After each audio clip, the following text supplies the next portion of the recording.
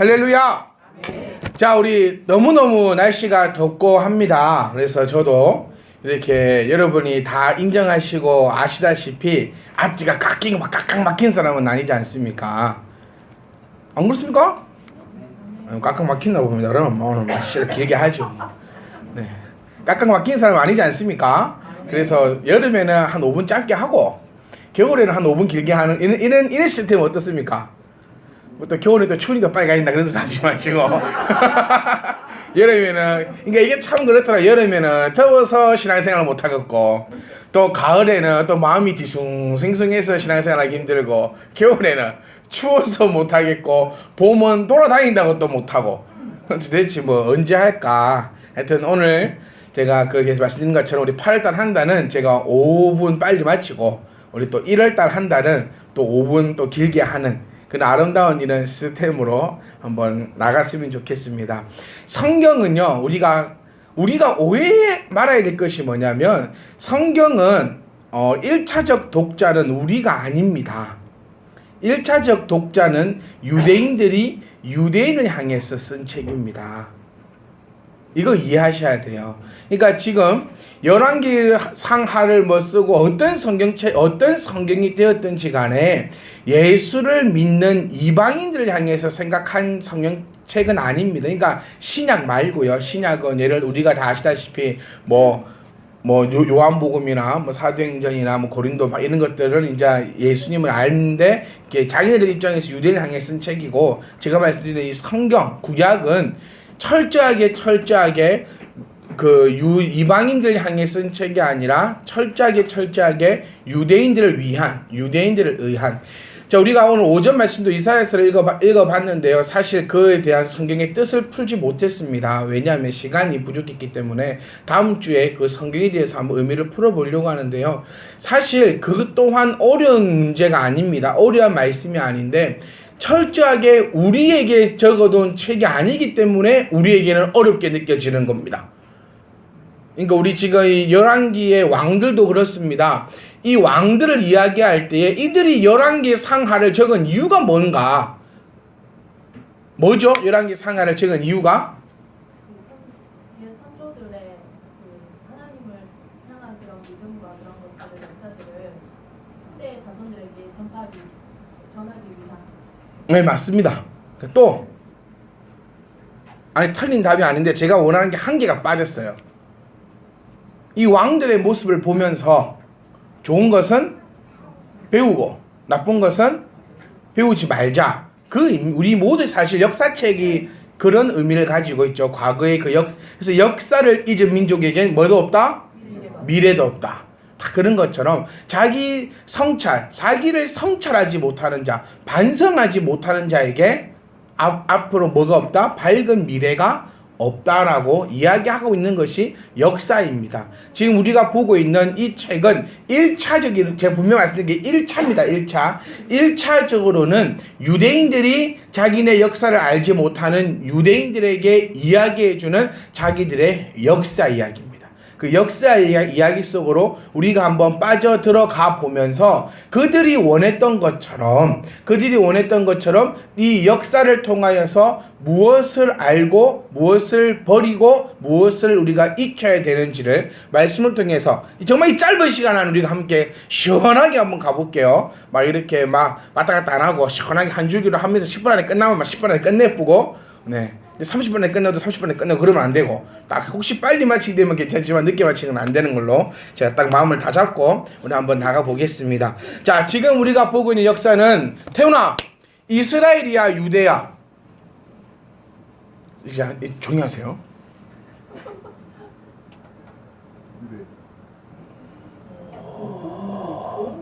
이렇게 해서 대화를 갔습니다. 네. 사람이 이런 능력 찍은 거지. 알고 있었던 거야? 엄마 알게 준 거야? 왜 뭐? 찍었어요.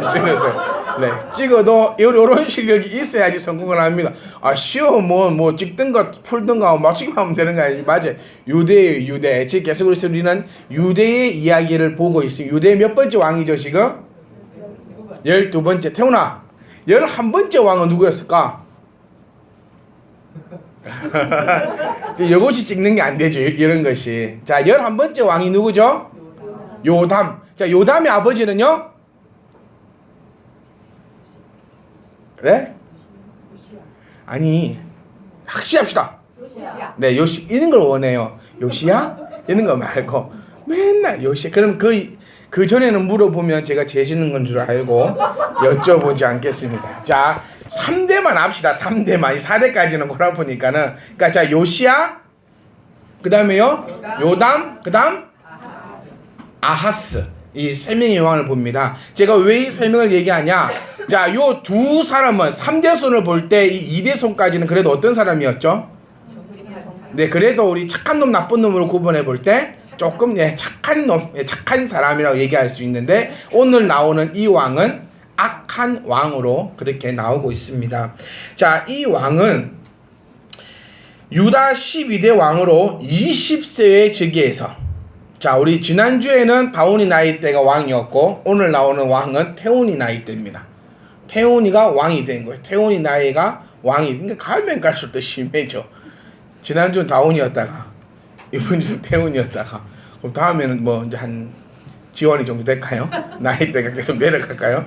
하여튼 지금 20세에 일을 해서 16년간 통치하였는데 유다 왕 중에서 가장 사악한 왕으로 그렇게 기록이 되어 있는데, 그럴 수도밖에 없는 게 재밌게 표현합니다. 제가 태온이에게 유다냐 이스라엘이냐고 물어본 이유가 바로 이 성경에 나옵니다.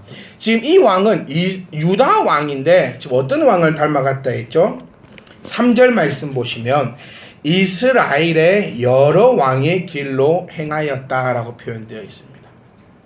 그러니까 유다 왕, 우리가 알고 있듯이 유다는 그래도 조금 착한 편으로 우리가 기억하고 있고요. 이스라엘 왕들은 참 악한 왕으로 기억하고 있는데, 지금 본문에 나오는 이 왕은 자기 유다의 열조를 따라가는 것이 아니라 이스라엘 왕의 그 길을 따라가고 있다. 이 자가 얼마나 악했냐면요, 그 밑에 말씀 이런 말이 나옵니다. 이방 사람의 가증한 일을 따라 자기 아들을 불 가운데로 지나가게 하였다라는 이 단어가 말하고 있는 것은 요겁니다. 우리가 생각하는 불 가운데로 가게 할 때 양쪽에 불을 펴놓고 그 가운데 걸어간 것이 아니라, 이게 이제 한글 성경의 한계점이에요. 그러니까 못 배운 사람들은 이렇게 얘기합니다. 제가 이렇게 표현할게요. 못 배운 사람들은 한글 성경이 완벽하다고 얘기합니다. 세계에서 어느 언어보다 뭐 우월한 뭐 문자가 한글이고 뭐 좋은 거는 다 우리잖아요. 진짜 우리가 엄밀히 한번 따져봅시다. 우리 민족이지만 좋은 건 다 우리예요. 백의 민족이라 합니다. 백의 민족 무슨 뜻이죠? 평화를 사랑했다고 합니다. 평화를 사랑했습니까? 우리 민족이 힘이 없어서 못 쳐드는 것 뿐입니다. 네, 그러면 평화를 사랑하는 민족이 세종 때 힘이 있을 때 대마도는 왜 정벌합니까?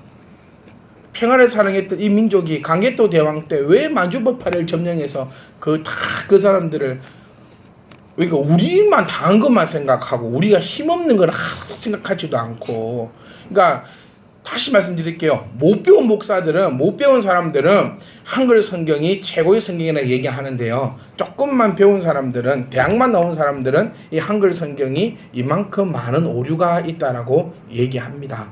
한글의 표현의 방법에 한계가 많습니다. 한 예로 보면 우리 한글 단어에는요, 남성형과 여성형의 단어가 따로 나와 있지 않습니다. 그렇죠? 그런데 프랑스어만 보셔도 남성의 단어와 여성의 단어가 구분되어 사용되어집니다. 그러니까 어떤 단어를 사용할 때 이 단어는 남성형 단어로서 남성만 사용하고, 그 남성형 단어라는 것은 아주 힘있게 사용되고, 반대로 여성형 단어라는 것은 이 단어를 사용한 것은 여성만 사용하고 부드러움과 아름다움과 그런 것을 나타내고 있는 단어로 사용되고 있는데, 한글에는 그런 것이 없습니다. 그러니까 이게 우리 한글이 우수하지 않다라고 얘기하는 것이 아니라, 우리도 인정할 거는 뭐냐면 좀 부족함도 인정이 되어야 한다는 거죠. 근데 또 이런 얘기합니다. 우리 한 민족은 남녀를 너무 이렇게 또 평등하게 생각해가지고 뭐 남성형 단어가 없고 여성형 단어가 없다라고 얘기하는데, 그게 아니라 우리 언어가 그렇게 한계성이 있는 언어다라는 것을 우리가 기억하셔야 됩니다. 어느 나라와 비교하느냐에 따라서 우리 언어, 그러니까 우리는 보세요. hello 하면은 뭐라고 해석하죠? 안녕하세요라고 해석을 합니다. 그러니까 미국에는 우리는 말은요, 안녕하세요, 안녕하십니까, 안녕하셨습니까, 온갖 안녕이라는 단어가 많이 있고, 미국의 영어는 헬로우밖에 없다라고 얘기하는 사람은 죄송한 얘기지만 나 무식합니다 라고 얘기하는 사람하고 다를 바가 하나도 없다라는 거예요. 이 헬로우 앞에 어떤 단어가 붙느냐, 그 뒤에 어떤 전치사가 붙느냐에 따라서 이 헬로우라는 단어가 어떻게 사용되는지가 완전 천지 한국말보다 사실 더 포괄적으로 표현되고 있고, 우리는 이제 영화를 볼 때야 이 영어를 접하게 되니까 참 단순하고, 우리가 영화를 볼 때는요, 죄송한 얘기지만 이 번역자가 번역 핸드로만 봅니다. 제가 요즘에 우리 청년들이 한 달에 한 권씩 책을 읽거든요. 계속해서 번역된 책만 보다가 오랜만에 한국 사람이 쓴 소설을 보니까는 속이 이렇게 고려한 적이 없어요. 번역본은 원작자가 생각했던 것보다 번역자가 어떤 마음을 가지고 번역을 했는가에 따라서 차이가 많이 납니다. 한 예를 들면 프랑스 작가는 쓸 때 아주 걸쭉한 욕을 썼는데 한국어로 번역되면서는 야 임마 이래밖에 표현이 안 된다는 거예요.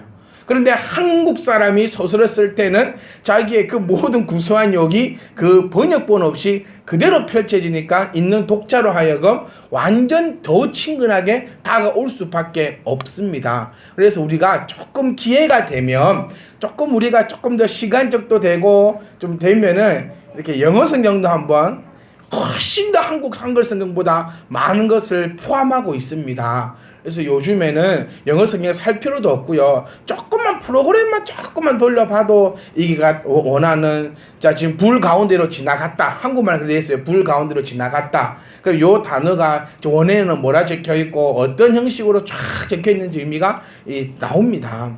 자, 그러니까 그거를 제가 연구를 해서 알려드릴게요. 그냥. 네, 직접 보시라는 얘기는 아니니까요. 자, 불 가운데로 지나갔다라는 의미는 불 가운데로 지나간 게 아니라 자신의 아들을 불 속에 태웠다라는 의미를 가지고 있습니다.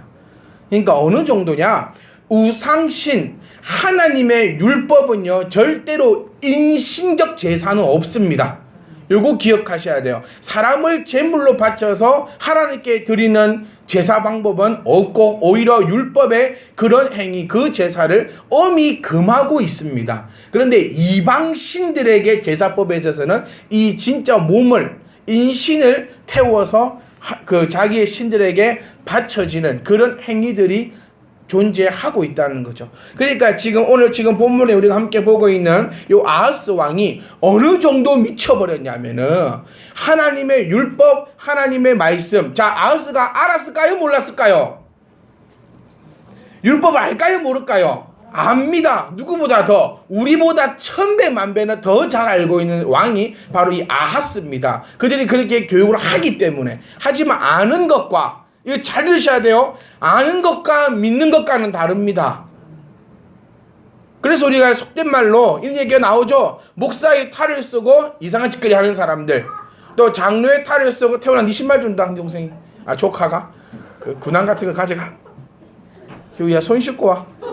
그 대tor로 빡빡 씻고 와야 된다. 자, 저게 목사들이에요. 네, 자 진짜. 수요일날 목사들 둘이가 이제 말을 안 해서 그렇지, 수요일날 목사들 둘이가 찬양은 안 부르고 뒤에 성대를 보면서 이렇게 춤추고 있어요. 수요일날.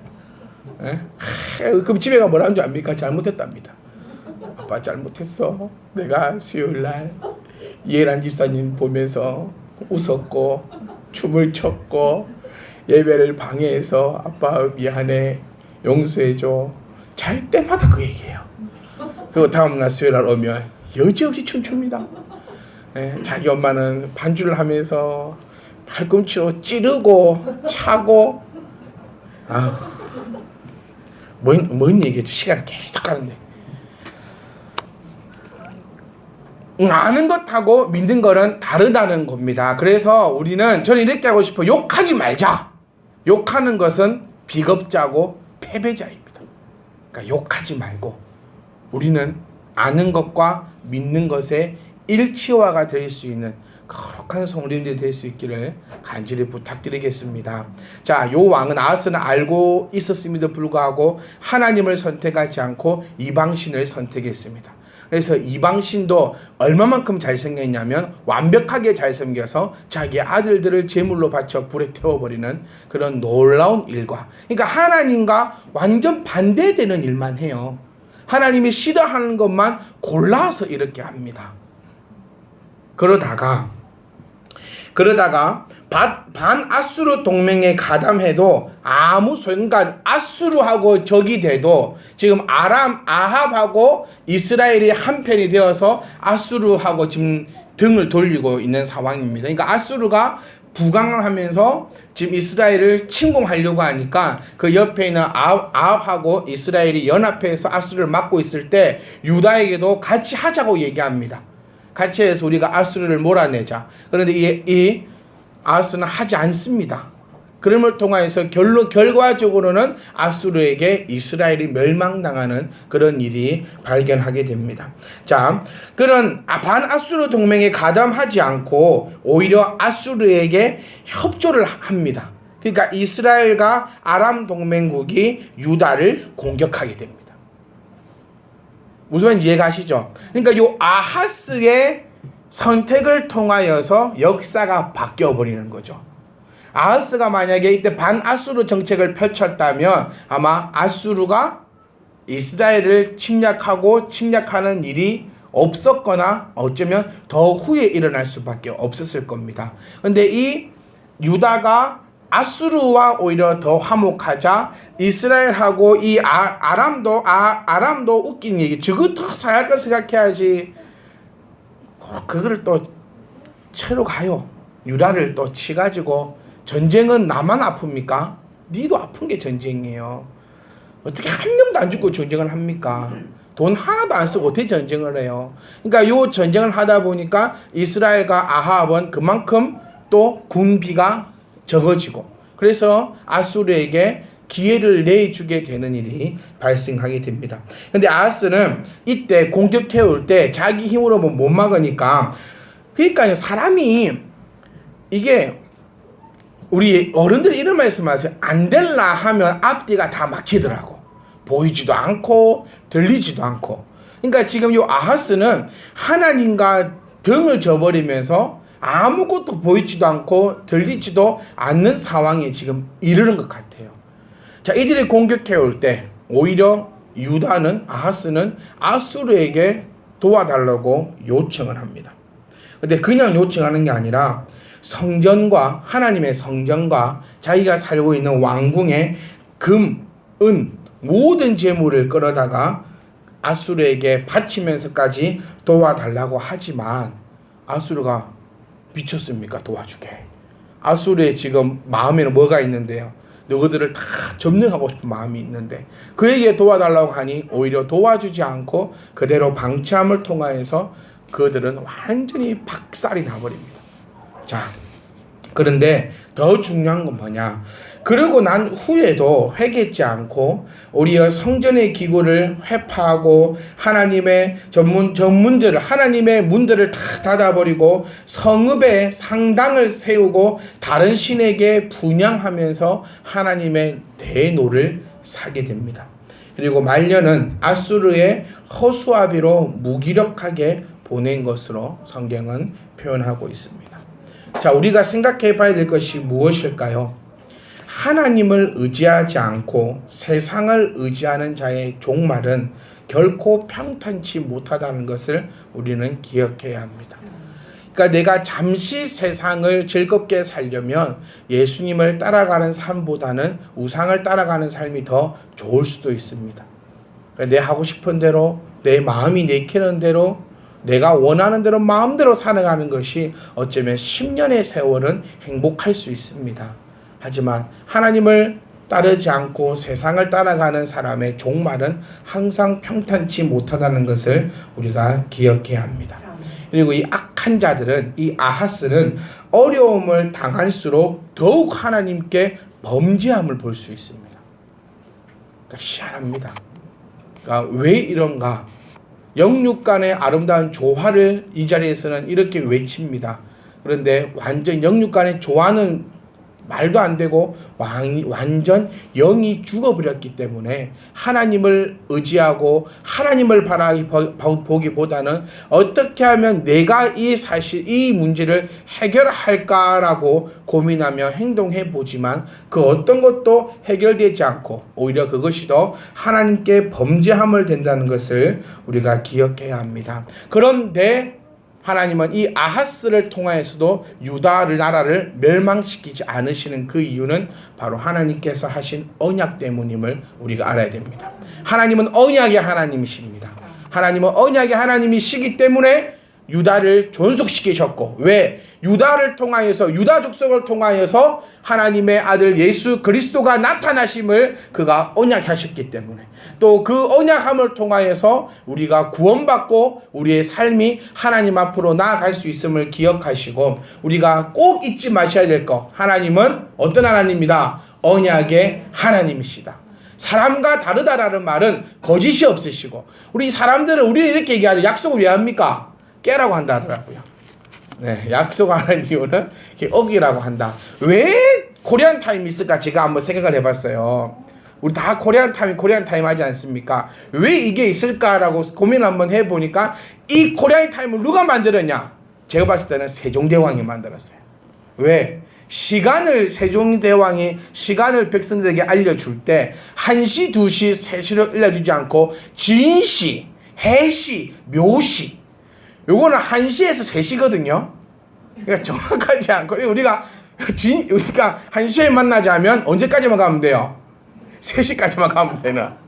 요 진시에 만나자라고 하는 것은 딱, 이거는 제 생각입니다. 이거는 뭐 이 진리가 아니고 너무 심각하게 받아들이지 마세요. 그냥 제 혼자보는 그냥 생각이네. 그래서 코리안 타임이 생기지 않았는가 한번 생각해 보면서 말씀드리고 싶은 것은 언약이다. 하나님께서 언약하신 것은 분명히 지키심을, 이런 악한 자를 살려두심을 통하여서도 하나님은 하나님의 언약을 지키시는 것처럼 우리를 향하여서 하나님께서 언약하신 것은 누구 때문에 지키시죠? 자기 때문에 지키는 겁니다. 하나님은 스스로 계신 하나님입니다. 친구하고 싸울 때 뭐는 하지 말합니까? 부모님 욕은 하지 말합니다.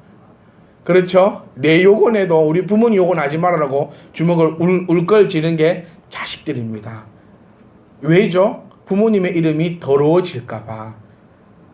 왜 이렇게 합니까? 나보다 더 높은 사람이 부모님이라 생각하니까. 우리가 기억하셔야 될 게 이게요. 하나님이 언약을 지키시는 이유는요, 나 때문이 아니에요.